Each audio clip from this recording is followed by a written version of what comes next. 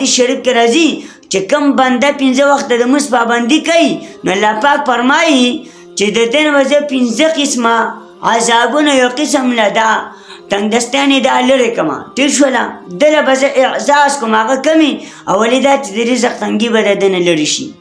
په رزق پسې خلک منډه وایي سهار وځي او ماښام راځي دې ته به رزق په اسانۍ باندې میلاویږي په معمولي مشقت سره په معمولي تکلیف سره به دې ته ښه رزق میلاویږي او بل به ډېره ستړي کړي هغه ته به د دې نه لږه میلاویږي ده به لږه ستړي کړي دې ته به ښه میلاویږي دویم دا ده چې د قبر عذاب باندې د قبر عذاب ډېر سخت دی عزتمندو ماران دي لړمانان دي الله دې موږ او تاسو وساتي چې انکره منکر دې له راشي دغه نکره منکر دغه څومره غټه تکلیف دی نو دا به نه او دریم دا چې عملنامه به په ښی لاس ورکړلی شي چې چاته عملنامه په ښی لاس دا به کامیاب خلک وي دا به خوشحالېږي دا به خپل خاندان باندې ګرځي زه کامیاب شوم ای خلکو زه کامیاب شوم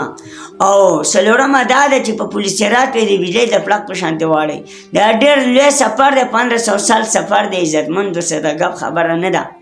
نو په دې به د بجلۍ د پړق په شان واړئ او پنځمه او آخره انعام به یې دا وي چې بې حسابه بې کتابه به جنت ته داخل کړي دا دومره لوی انعام دی چې که چېرته الله پاک د چا سره په حساب شو دا تباه شو چا سره په حساب شو د دې یو سترګې د دې چې کوم حساب کتاب د موږ به الله له څه ورکو موږ دا سترګه د ورځې څومره استعمالو په بازارونو کې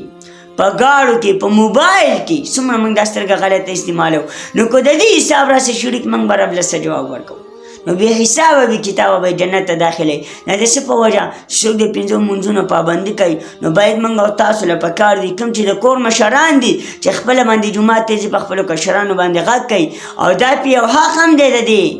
کشرانو چې دا مشران د کشرانو ته وایي انشاءالله په دې باندې به موږ بیا یو ویډیو جوړو چې د کشرانو څنګه حق دی نو موږ په خپله هم د مونځ پابندي کوو خپل اولاد ته هم د دې تلقین کوو الله دې موږ او تاسو له په دې خبر د عمل کولو توفیق راکړي واخر دعوانا ان الحمدلله رب العالمین